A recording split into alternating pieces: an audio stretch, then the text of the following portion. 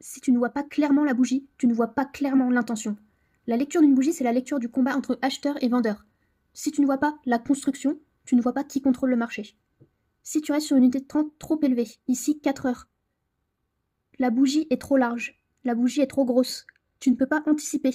Tu réagis toujours après la clôture, et souvent trop tard. Ici, tu traces une zone, mais tu ne sais pas exactement où sont les impacts. Si tu veux optimiser ton entrée, il faut que tu descendes sur une unité de temps plus basse pour observer la construction réelle. Tu descends en 2 heures, en 1 heure, jusqu'à ce que tu arrives à avoir une lecture idéale des bougies. Il faut qu'elle ne soit pas trop grosse. Il faut que tu puisses voir la construction réelle, la réaction sur les niveaux. Ici, on voit bien les impacts sur le support. On voit bien les mèches, les corps, les clôtures. Et avec ces éléments-là, on peut identifier la psychologie des intervenants. C'est là que tu vois si les acheteurs sont vraiment présents au niveau du support ou s'ils ne le sont pas. Exemple. Ici, nous avons des bougies d'indécision. En 4 heures, on ne les voit pas. On voit que 2 bougies, alors qu'en 1 heure, on voit des bougies baissières avec des bougies d'indécision.